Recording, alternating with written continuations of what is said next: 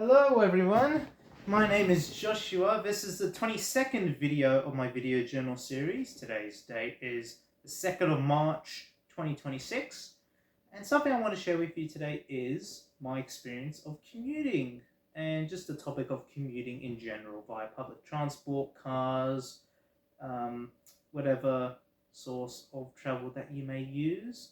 I mostly commute via train, bus, light rail, ferry. And when I mean commuting, I mean, you know, going to work or going to school. Um, but I also commute a lot via foot. I like to walk a lot, even if it's to the local train station or bus stop. I love walking, I've said it before. And I find commuting via train, whenever it may be to a job or to school or some other event noteworthy in my life, that it's often the most soothing experience because, like I said before in my public transport or trains entry, so my trains entry, that traveling via train just provides you like a break in life. You got like, depending how long the train ride is, you get to just scroll your phone, listen to music, chillax. It really just provides that sort of like peace of quiet. You know, and I honestly find commuting via public transport enjoyable because I like public transport. If I mean, that's unless if I that's if I don't have to interchange. Sorry, if I have to change between modes of public transport, then it disrupts it a bit. But if it's like I guess a single trip, like a straightforward, you know, train from point A to point B sort of thing, then it'll be okay. Um, Even then, I don't even mind walking for the remainder of the trip, or maybe catching, I guess, a short bus or light rail trip. But if I have to like change um, from one train to another, and then one train to another train, and then a bus, it kind of like, you know, I guess it's kind of like a chore. But no, I really like just catching a direct train line and just relaxing, and then you know, scrolling my phone, listening to music. It beats driving. Like, my worst ever fear is just commuting to work by car and being stuck in traffic. That's really, like, I guess, such a terrible experience in my eyes that, yeah, I just don't like driving and I don't like being stuck in traffic. Um, but some people, they may have to take a car to work, and I respect that. Some people may need to take a utility van or truck, and those people should be prioritized on the roads. But I think we need to incentivize more people to get out of their cars and commute by public transport. But in order for, I guess, the government to do that, they need to upgrade public infrastructure. They need to upgrade public transport networks and add more frequent services, newer trains, newer buses to incentivize people to take public transport as the primary source of travel. Um, and I've had plenty of experiences commuting to school via bus, and used to remember all the school kids crowding onto the bus and being harder for you to nab a seat, especially during peak hour. I remember coming back from school sometimes by train, and whenever there was like a train strike, there'll be like hundreds of people on the platform, and once the train finally arrives, you're just squished shoulder to shoulder on the train, pretty much standing room only. Um, I even remember I've been on peak hour trains in Tokyo before. I know. I've been on the Yamanote line during peak hour, and that was standing room only. I actually had to wait um, for the next service to come because the first service I was going to take, it was literally shoulder to shoulder, people pressed against the doors. I was like, nah, I'm not going to do that. Waited for the next train to arrive, went inside. I was like in the middle, shoulder to shoulder. I was like, how am I going to get out of this? I just said to the next person, suimasen, or excuse me. And everyone just moves out the way for you, which is a very nice and coordinated system they have in Japan. Um, yeah, and everyone gets off the train, so then you can get off, and then other people can get on, and then those people get on as well. Um, and here in Sydney, I've seen people do that as well, which means, I guess even when it's packed during rush hour, people know what to do. so that people can get off at their destinations and get home safely and in time, which is a pretty nice thing.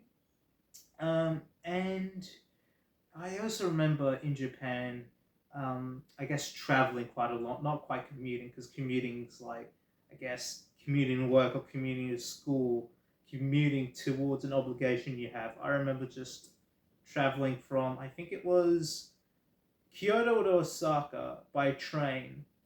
This wasn't a Shinkansen service. This was a JR rail service. It was I wouldn't call it local. It was more like I guess, their suburban network. Um, it was just a standard train, and I remember that one was standing room as well. But the nice thing about Tokyo to Osaka is that on that service, it was like an express service, and those trains, even the non-Shinkansen ones, those ones go up to like 200 kilometers an hour or something, 150, I think it was, which is still like pretty fast. And that's like if Sydney trains went up to 150 kilometers, which I couldn't imagine. And yeah, I remember that one was standing room, and everything was still quite coordinated. I got off at my destination, and yeah, the whole journey was around 30 minutes ish, give or take. It wasn't really that long because it was just one stop between Tokyo and Osaka, I believe. Oh, sorry, not Tokyo and Osaka, sorry. Kyoto and Osaka. Big difference. Big difference. So yeah, I honestly find commuting via public transport quite enjoyable. That is, if it's a direct journey. I don't mind if I have to change once, maybe twice, but yeah, I understand why a lot of people don't really take it, because to get to their precise location, they have to change modes of public transport quite frequently, which, I think that's an issue that needs to be solved by adding more direct services or modes of transport. But yeah, I guess one of the, because I want to maybe bring up one more thing about commuting, is that I kind of like a long distance commute, not gonna lie. If it's by public transport, I rather have a 1 hour train journey than like a 1 hour car or bus journey, Because with a train, like 1 hour via train, you know, if you're traveling at a consistent 50 to 60 kilometers an hour, will be 50 to 60 kilometers. That's in the name. But if you were to commute by car or bus for an hour, but it's like a very short trip because you're stuck in traffic, that'll just seem a lot more, I guess, tedious. I guess that train gives the, sense of efficiency. You're like, sure, it takes an hour, but you travel, 50 to 60 kilometers in that hour. And here in Sydney, 1 hour train trip from Central, if you're heading out west, I mean, it really depends what sort of service it is, but from Central to most probably Blacktown or Penrith on the T1 takes around an hour. Maybe around Penrith. If from Central to Penrith takes around an hour on the T1. I might be a little bit wrong about that. My memory's a little bit foggy, because I remember taking the train from Central to Katoomba, and that was 1.5 hours. So yeah, maybe Central to the very beginning of the Blue Mountains, 1 hour. And yeah, that's a pretty far distance. By bus, that same trip would be, 2-3 hours. It would be way longer if it was stuck in traffic and it was all stops. But yeah, that's why I just like commuting by trains, because I like trains. I think they're neat, efficient. I also like buses, light rail, ferries, but I think my favorite's trains. Um, and I really like when you catch an express train on your way to work, on your way to on your way to work during your commute. That just sense of speed. You're flying by all these stations. It's an experience that I love.